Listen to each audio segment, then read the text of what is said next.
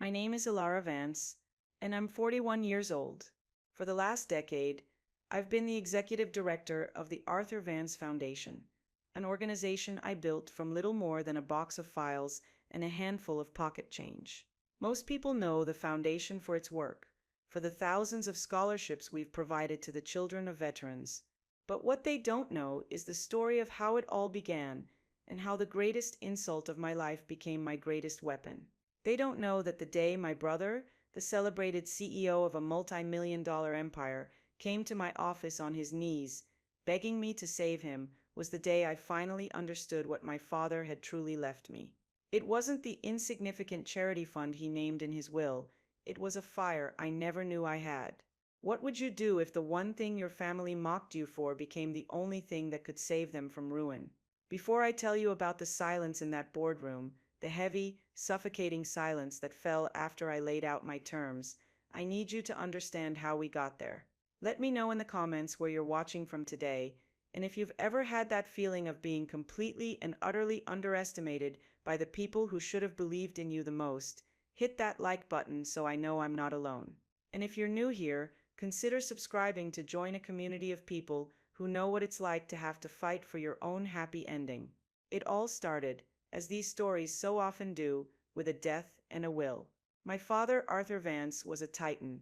He had built Vance Sterling Industries from a small machine shop into a national leader in specialized aerospace components. He was a force of nature, brilliant, demanding, and a man whose approval was the sun my brother and I orbited our entire lives.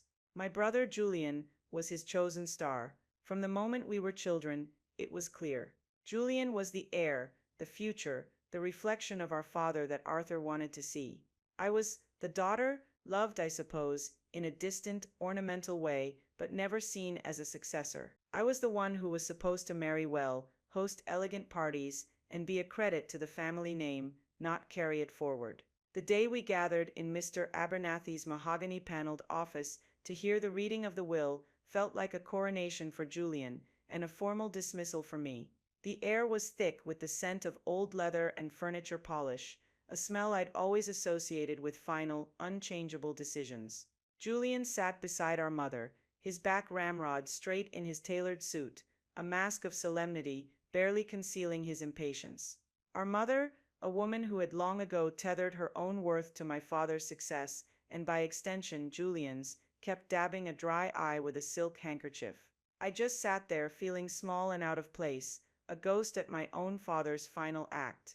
Mr. Abernathy, a kind man with weary eyes who had known us our whole lives, cleared his throat. He read through the usual bequests to distant relatives and household staff. Then he got to the heart of it.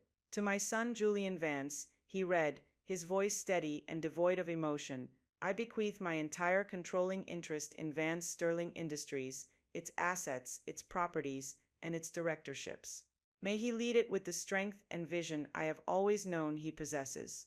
Julian's chin lifted, just a fraction of an inch. A quiet, triumphant breath escaped him.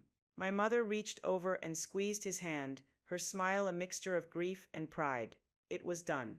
The empire was his. I felt a strange sense of calm, the kind that comes when the thing you've been dreading finally happens. There was no shock, just a dull, hollow ache. Then Mr. Abernathy adjusted his glasses and looked at me.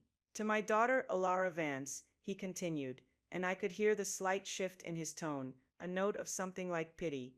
I bequeath the stewardship of a project that was of great sentimental value to me in my later years.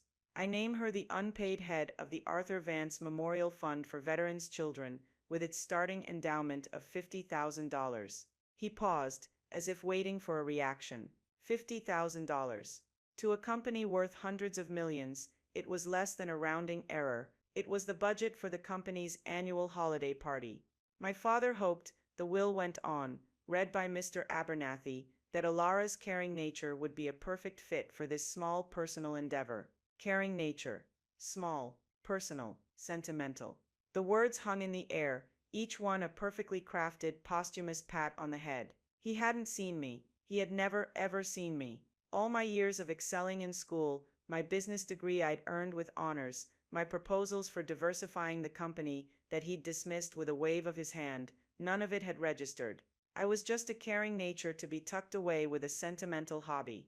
The silence in the room was deafening. Julian finally broke it, standing up and straightening his tie. He walked over to me and placed a hand on my shoulder, his touch heavy and patronizing. "Don't you worry, Ellie," he said, using the childhood nickname I despised. "It's a lovely gesture, a way for you to stay busy, and of course the family will always take care of you. You won't have to worry about a thing." My mother nodded in vigorous agreement. "He's right, dear. Your father knew what was best. Business is such a brutal world. Julian can handle that. This is perfect for you, something to pour your heart into." She said it as if she were praising me for taking up watercolor painting. Pour my heart into it. An unpaid position managing a fund that was, in essence, an afterthought. I looked from my brother's smug, handsome face to my mother's placid smile and felt a cold wave of clarity. This wasn't just an oversight. It was a statement. It was the official narrative of my life, signed and sealed by my father and co-signed by the rest of my family. I was the footnote in the story of the Vance family legacy. I didn't argue. I didn't cry. I didn't make a scene. What would have been the point? The ink was dry. Instead, I just nodded, a slow, mechanical movement of my head. "Thank you, Julian," I said, my voice sounding distant to my own ears. "I'm sure it will be very fulfilling." The ride home was silent. Julian talked on his phone, already making CEO-level decisions, his voice booming with a new layer of authority.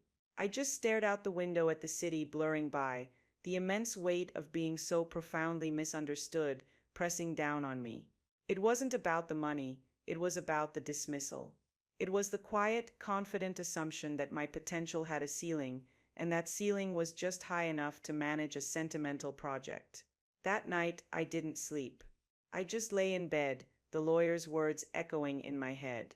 A small, personal endeavor, for someone with a caring nature. I felt a surge of something that wasn't quite anger yet, but it was close. It was a cold, hard knot of defiance forming in the pit of my stomach. "Fine," I thought into the darkness. "I'll take the crumbs you left me, and I will turn them into a feast." My new office was more of a large closet, tucked away in a forgotten corridor on the ground floor of the Van Sterling building, far from the gleaming executive suites upstairs. It smelled of dust and decaying paper. It contained a single metal desk, a squeaky chair, and 4 cardboard boxes sealed with yellowing tape. This was the Arthur Vance Memorial Fund. Julian had a corner office on the top floor with a panoramic view of the skyline. I had a room with no windows. The symbolism was not lost on me. For the first week, I just sat in that room, the silence broken only by the hum of the building's ventilation system. I opened the boxes. They were filled with my father's meticulous handwritten files. Notes on veterans he had known or employed, newspaper clippings about the challenges their families faced, and a ledger. The ledger confirmed the $50,000 endowment, sitting in a sleepy bank account, earning barely any interest. Despair was a heavy cloak. I felt foolish, pathetic. My mother would call, her voice bright and chirpy. "How is your little project coming along, dear? Are you enjoying it?" Julian would sometimes pass me in the hallway on his way to a lavish lunch meeting, clapping me on the shoulder. "Keeping busy, Ellie? Let me know if you need anything for your thing." He never once called it by its name. It was always my project, my charity, my thing. An object of his magnanimous, dismissive pity. I was tempted to walk away, to let the fun dissolve, to tell them all I wasn't interested in their consolation prize. I could have. It would have been the easy thing to do. But then I started reading. Not the ledgers, but the letters. Tucked into the files were dozens of letters my father had received over the years. Some were from veterans he'd served with, others from men he'd hired at the machine shop in the early days. They wrote about their children, their pride and their fears. They worried about college tuition, about medical bills, about giving their kids the chances they never had.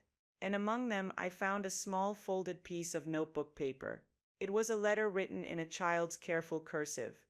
It was from a girl named Sarah. Her father, a Sergeant Miller, had worked for my father for 20 years before he passed away from an illness linked to his service.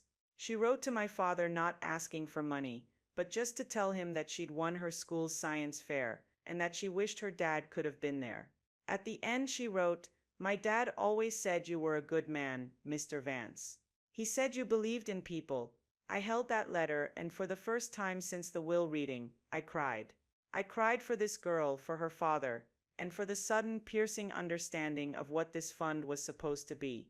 It wasn't a vanity project. It was a promise.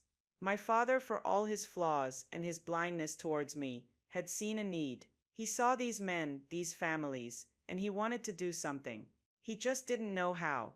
He'd set aside a tiny seed of an idea, and now it was mine. In that dusty, windowless room, I stopped feeling sorry for myself.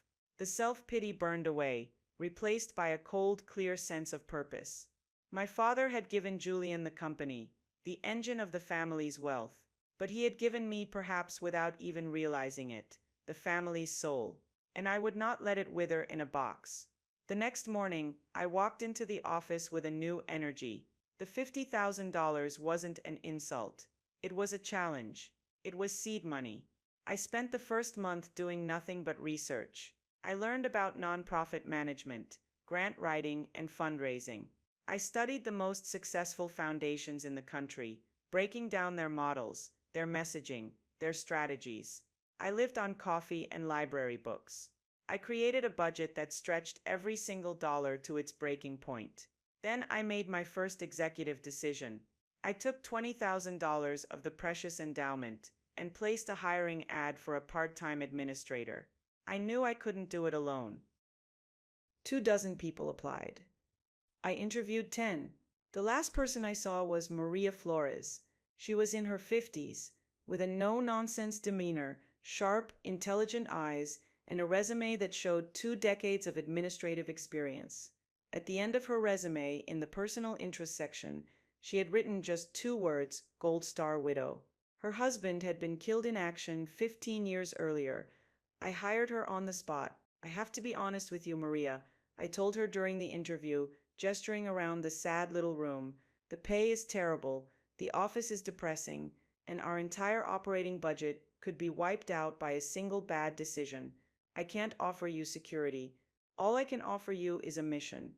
Maria looked at me, then at the boxes, and a small, determined smile touched her lips. "Miss Vance," she said, her voice firm, "security is an illusion. A mission is real. When do I start?" Maria was the best decision I ever made. She was a force of nature. She organized the files, created a database, and set up a proper accounting system. She treated our $50,000 fund with the same gravity and professionalism as if it were a billion-dollar corporation. She was my partner, my strategist, and my first real believer. While I worked on the vision, she built the scaffolding that would hold it up. Together, we started the real work, the grind. We drafted our first mission statement. We designed a simple, professional-looking website. And then we started trying to raise money. It was brutal. I spent my days on the phone, calling local businesses, community leaders, anyone I thought might listen. Most of the time, I couldn't even get past the receptionist. When I did, the response was usually a polite but firm no. "A scholarship fund? That's lovely, dear, but our philanthropic budget is already allocated for the year." The name Vance opened a few doors, but they usually slammed shut when they realized I was the other Vance, the one with the little project, not the one with the multi-million-dollar company. The rejections were relentless. Every no felt like a confirmation of what my father and brother believed, that I was in over my head. One afternoon, after a particularly bruising string of rejections, I slumped into my chair, utterly defeated. "Maybe they're right, Maria," I muttered, staring at the blank wall. "Maybe this is just a sentimental fantasy." Maria stopped her typing and turned to face me. Her expression was stern. "They are not right," she said, her voice cutting through my despair. "They are comfortable. You are trying to build something. Building is hard. It's supposed to be. Did you think it would be easy?" Her words were like a splash of cold water. She was right. I was looking for a shortcut that didn't exist. I was still, on some level, waiting for someone to give me permission to succeed. That night, Julian saw me leaving the office late. He was climbing into his sleek German sedan, looking fresh after a dinner with investors. I was carrying a heavy box of files, my hair a mess, my shoulders aching. He smirked. Burning the midnight oil, Ellie. Don't work too hard on your little hobby. I stopped. For the first time, I didn't just swallow the insult. I met his gaze, my expression unreadable. It's not a hobby, Julian, I said, my voice quiet but firm. It's a foundation, and you'd be surprised what can grow from a small seed. He just laughed, a short barking sound, and got into his car. As he drove away, I didn't feel hurt. I felt a surge of cold fury. It was fuel. I went back to my windowless office and worked for another 2 hours. A month later, we got our first yes. It wasn't from a big corporation. It was from a local family-owned hardware store. The owner was a veteran himself. I'd gone in person to speak with him, my hands clammy, my heart pounding. I didn't give him a slick presentation. I just told him the story of Sergeant Miller and his daughter Sarah. I told him about the letters. I spoke from the heart. He listened patiently, and when I was done, he just nodded. My daughter just started college, he said. I know what it costs. He wrote us a check for $5,000. It felt like 5 million. Maria and I stared at that check lying on my desk. It was more than a donation. It was proof. Proof that we could do this. That night, we didn't go home. We ordered a cheap pepperoni pizza, spread a bunch of files on the floor to make space, and ate it right there in our dusty, wonderful office. It was the best meal I'd ever had. We were on our way. That first $5,000 check was the crack in the dam. It gave us more than just a bit of operating capital. It gave us legitimacy. When we called the next potential donor, we weren't just a concept anymore. We could say, we are proud to be supported by local businesses like Henderson Hardware. It made a small but significant difference. We used that momentum to build, brick by painful brick. We spent the next 2 years in the trenches. I became an expert at writing grants, tailoring each proposal to the specific interests of whatever organization I was petitioning. I learned to speak their language, to translate our mission into terms of community impact, educational advancement, and social responsibility. Maria, in the meantime, ran the back end of our operation with military precision. She vetted every scholarship application, ensuring that every dollar we awarded went to a deserving student with a genuine need. We were a two-woman army, fueled by coffee, determination, and a shared, unspoken promise to prove everyone wrong. The real turning point, the event that catapulted us from a small local charity into a name on the national stage, came in our third year. It came in the form of a young man named Leo Martinez. Leo's father was a Marine who had lost both his legs in combat and later struggled with unemployment. Leo was a certified genius. He'd graduated at the top of his high school class, a prodigy in robotics and software engineering, and had been accepted to one of the top engineering universities in the country. But he couldn't afford to go. His family was drowning in medical debt. He applied for one of our scholarships, a modest $5,000 grant, which was the largest we had ever awarded at that point. His application was so compelling, his story so powerful, that Maria and I made a risky decision. We cobbled together every spare dollar we had and awarded him a $20,000 scholarship, nearly depleting our reserves. It was an all-in bet on a single person. For the next year, we barely scraped by. I took no salary, not that I was supposed to, and Maria deferred half of hers. There were days when I thought we'd made a catastrophic mistake. Then the news came. In his sophomore year of college, Leo Martinez, leading a small team of fellow students, developed a revolutionary new software for prosthetic limbs. It used machine learning to adapt to the user's gait in real time, making the limbs more responsive and intuitive than anything on the market. It was a breakthrough. When a tech journal interviewed him about his incredible invention, they asked him how a kid from his background had managed to get to a top-tier university. And Leo, without hesitation, told them about the Arthur Vance Memorial Fund. I wouldn't be here without them, he said. They took a chance on me when no one else would. They didn't just give me money. They gave me a belief that my dreams were valid. The story was electric. It was picked up by a local news station, then a national wire service. Suddenly, my phone wouldn't stop ringing. But this time, it wasn't me making the calls. It was news anchors, magazine editors, and other foundations. The story of Leo Martinez was the perfect narrative, a hero's son, a brilliant mind, and the small, heartfelt foundation that made it all possible. I was terrified. I had never done a television interview in my life. Maria gave me a stern look. "You will go on that program," she said, "and you will tell our story. You will be calm, you will be passionate, and you will not let them see you sweat. You've been preparing for this for 3 years, Alara. Go." So I went. I sat in a cold television studio, a microphone clipped to my blazer, a camera staring at me like a great black eye, and I just told the truth. I told them about my father's files, about the letter from Sarah, about our first donation from the hardware store, and about our all-in bet on Leo. I didn't talk about my family or the will. I just talked about the mission. The response was overwhelming. Donations started pouring in through our website, which crashed twice from the traffic. Small donations, $10, $20, from people all over the country who were moved by the story. Within a month, we had raised over $500,000. We had finally arrived. With our newfound capital and public profile, we rebranded. We were no longer a fund. We were the Arthur Vance Foundation. We moved out of the dusty closet and into a proper office in a modest but respectable building downtown. We hired more staff. I finally started taking a small, sensible salary. I became a public face for the foundation, speaking at conferences and philanthropic events. We secured our first major corporate sponsorship from a forward-thinking software company that loved our story and our lean, transparent operational model. Within 5 years of that first TV interview, the Arthur Vance Foundation was a nationally recognized, multi-million-dollar organization, lauded for its efficiency and its profound impact. I had built the feast I'd promised myself, and it was more fulfilling than I could have ever imagined.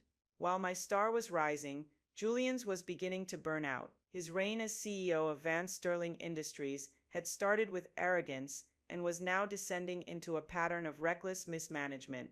His first act as CEO had been to clean house. He fired a half-dozen senior executives, men who had been loyal to my father for decades, men who understood the soul of the company. He called them dinosaurs and relics of a bygone era. He replaced them with a cadre of flashy young MBAs from his business school network. They were sycophants who told him his every idea was brilliant, and his ideas were terrible. He decided that the company's core business, the specialized components that had been its bedrock for 40 years, was boring. He wanted to be a tech visionary, a disruptor. He poured tens of millions of dollars into a vanity project he called Elysium, a virtual reality platform for industrial design. It was a money pit. The technology was buggy, the market for it was non-existent, and it drained resources from the profitable parts of the business. Quality control in their manufacturing division began to slip. Deadlines were missed. Long-term clients, who had done business with our father for generations, started to complain. Julian, insulated by his yes men, dismissed the concerns as growing pains. I heard whispers through the business community. I'd run into old employees my father had hired, now working for competitors, who would shake their heads sadly and talk about what was happening at Vance Sterling. "Your brother is running it into the ground, Alara," one of them told me over coffee. "He's all flash and no substance." Your father was all substance. The first major public sign of trouble came when Vance Sterling lost the Apex Aerospace contract. Apex had been their biggest client for 30 years, but after a series of late shipments and a batch of substandard parts, they pulled the plug. The company's stock took a nosedive. Julian, in a panic, tried to spin it as a strategic move, claiming they were pivoting away from legacy clients. No one bought it. The final blow came from a scathing article in a major financial journal. The headline was brutal. "The Gilded Tarnish: How Julian Vance Squandered a Legacy."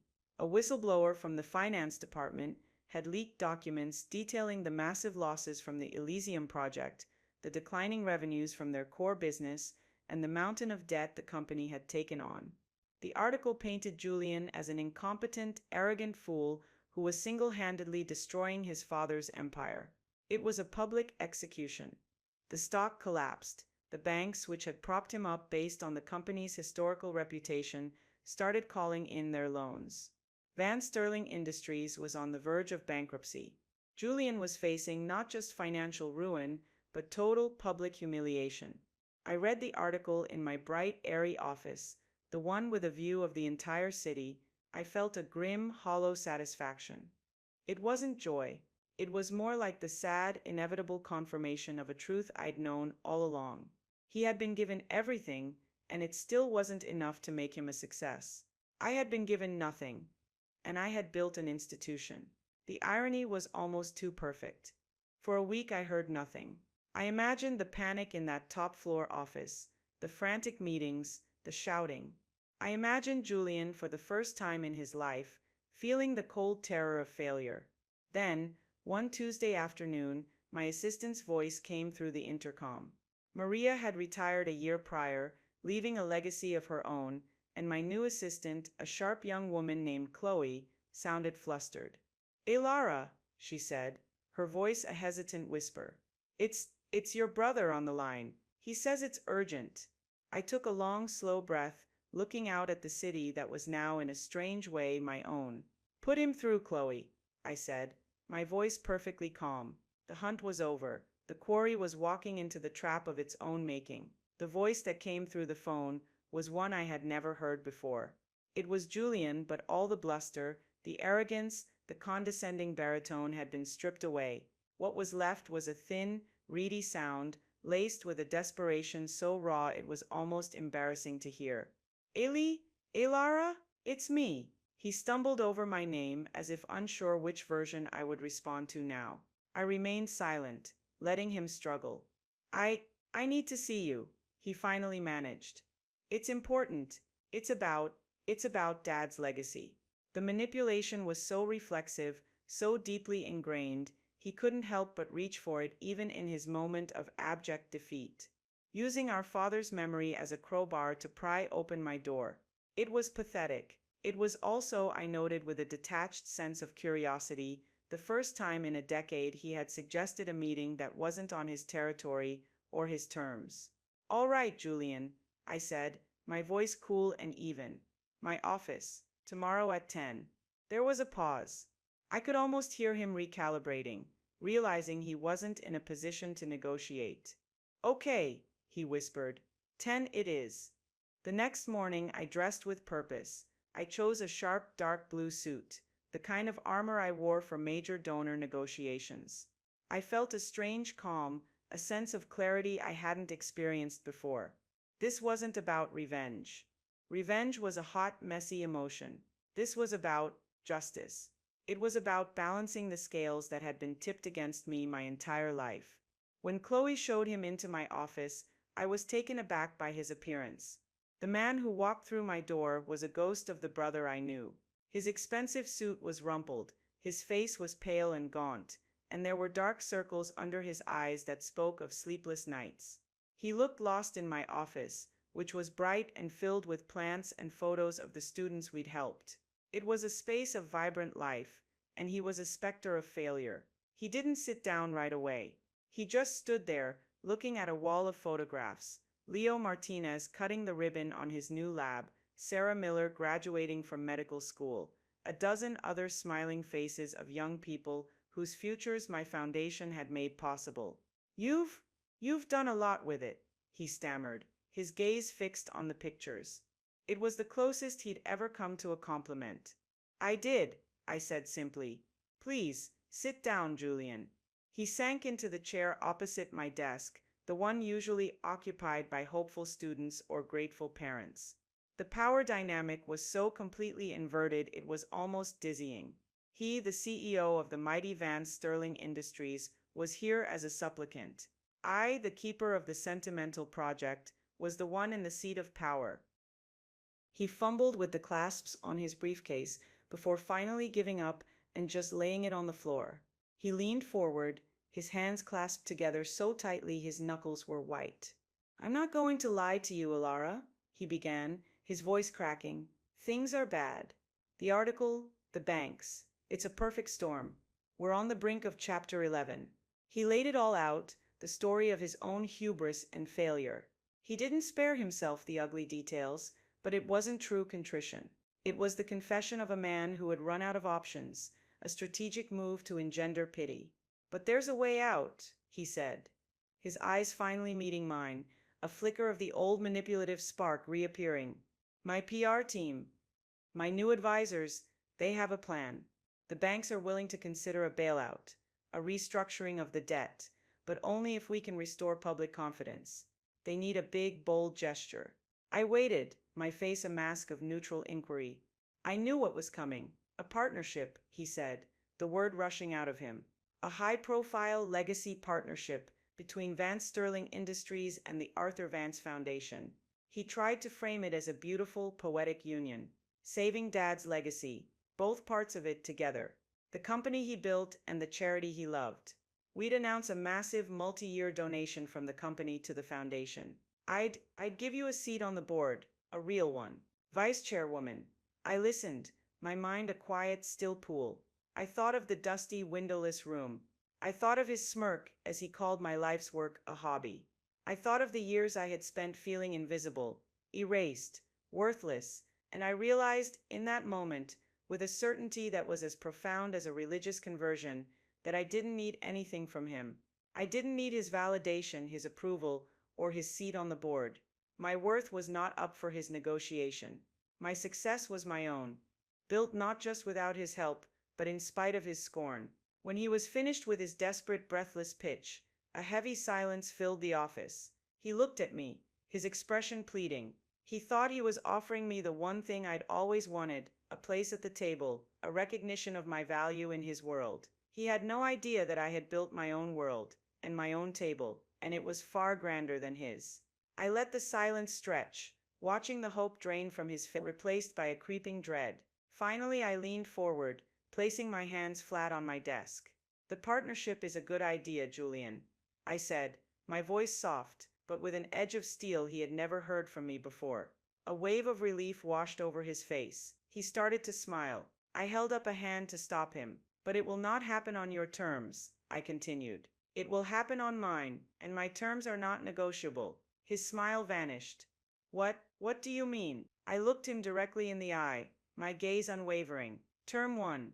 The money. You spoke of a donation. There will be no donation. Your company is hemorrhaging money. A promise of a donation is worthless paper. Instead, the foundation will acquire a controlling interest in Vance Sterling Industries. We will use our capital reserves to provide the bailout funds directly, stabilizing the company. In exchange for that capital infusion, the foundation gets 51% of the stock. It's not a partnership, it's an acquisition. Julian's jaw dropped. He stared at me, speechless. He opened his mouth, but no sound came out. Term 2. I went on, my voice relentlessly calm. Leadership. You will step down as CEO, effective immediately. Your mismanagement has been catastrophic, and the board, which I will now control, has lost all confidence in you. We will create a new non-executive role for you, President Emeritus or some other meaningless title. You will have a salary, you will keep your dignity, but you will have zero operational authority. I will appoint a new CEO, someone competent, who can actually run the business and undo the damage you've caused. He was shaking his head now, a look of pure horrified disbelief on his face. No, he whispered. No, you can't. Oh, I can, I said, and I will. Which brings me to term 3, the apology. This is the most important part, Julian. You will co-host a press conference with me to announce this acquisition. At that conference, you will read a prepared statement. In that statement, you will not only detail the new structure of the company, but you will publicly acknowledge your failures. You will then publicly apologize. Not to the shareholders, not to the banks. You will apologize to me. You will state for the public record that you spent years dismissing and underestimating me and the foundation. You will state that the sentimental project you once mocked has become the savior of your father's true legacy. You will validate my work, Julian, not because I need you to, but because the world needs to hear you say it. I finished and leaned back in my chair. The silence that followed was absolute. It was the sound of a world breaking. Julian's face was a storm of emotions: shock, rage, humiliation, betrayal. You vulture, he finally spat, his voice trembling with fury. After all I've done for this family, you want to take my company, my birthright? The word birthright hung in the air, so arrogant, so revealing. It stopped being your company when you drove it into a ditch, I replied, my voice losing its softness, replaced now by the cold, hard authority I had earned. It was Dad's company. You were a steward, and you failed. I am not taking it from you, Julian. I am saving it from you. This foundation, I gestured to the pictures on the wall, is the most successful thing our family has produced in a generation, and it is going to clean up your mess. I slid a folder across the desk. It had been prepared by my lawyers the night before. These are the terms in writing. You have 24 hours to sign. If you don't, the foundation will walk away. I will let the banks carve up Van Sterling for parts. I will let the story be that you were so proud, so arrogant, that you chose to let our father's life's work burn to the ground rather than accept help from your little sister. I stood up, signaling the end of the meeting. The choice is yours, Julian. Save your pride, or save the company. You can't have both. He stared at the folder on my desk as if it were a venomous snake, his face ashen. He had come to my office, expecting me to be his salvation. He was just now realizing that I was his judgment. The next 24 hours were, I imagine, the longest of Julian's life. I went about my day, holding meetings, reviewing scholarship applications, and speaking with my team. On the surface, I was the picture of calm professionalism. Inside, a quiet war was raging. A part of me, the old Alara, the girl who craved her family's approval, felt a pang of guilt. Was this too cruel, too clinical? But then I would remember the sting of his dismissive words, the years of being made to feel small, and the cold knot of defiance would harden in my stomach. This wasn't cruelty, it was consequence. It was the logical conclusion of a lifetime of his actions. I was simply the instrument of their delivery. At 9:30 the next morning, my phone rang. It was Mr. Abernathy, the old family lawyer. Alara, he said, his voice holding a tone I couldn't quite decipher. Julian is here, in my office. He has the documents. He's ready to sign. I'll be right there, I said, and hung up. When I walked into that same mahogany-paneled office where our fates had been decreed a decade ago, the scene was a grim echo of the past. Julian was sitting in the same chair, but he was slumped, defeated. The arrogant prince had been deposed. He didn't look at me when I entered. He just stared at the papers spread out on the massive desk. Mr. Abernathy gave me a brief, almost imperceptible nod. It was a look of profound, weary respect. He had seen it all, and he understood. Julian picked up a heavy pen. His hand trembled as he signed his name on the signature line, the ink that transferred a controlling interest of his birthright to me, to the foundation he had scorned. He signed away his title, his power, his pride. When he was done, he pushed the papers across the desk without a word, stood up, and walked out of the office, his shoulders stooped. He was a king in exile. Mr. Abernathy slid the folder over to me. Your father, he said quietly, was a brilliant man, but he could be blind. He would be very proud of you today, Alara. You have saved his legacy in a way he never could have anticipated. His words were a balm on a wound I didn't even realize was still open. The press conference was a media sensation. We held it in the main auditorium at the Van Sterling headquarters. The room was packed. I stood at the podium, Julian at my side. He looked like a wax figure of himself, hollowed out and pale.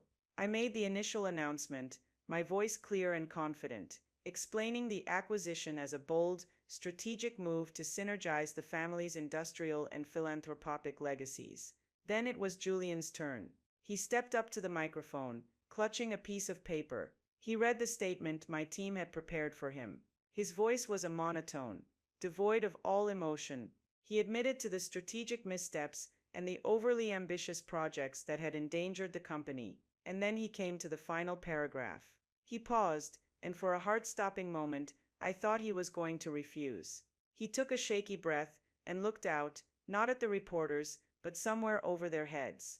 I also need to state, he read, the words sounding like they were being dragged from him, that for many years I failed to appreciate the remarkable work being done by my sister Alara Vance and her foundation.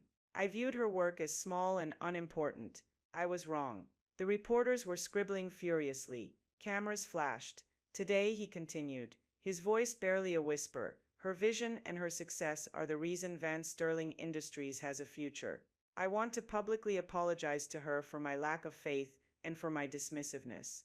She has proven to be the true visionary in this family. He finished, stepped back from the podium, and stood there, a man utterly broken in front of the entire world. I felt a flicker of pity, but it was quickly replaced by a sense of profound, quiet vindication.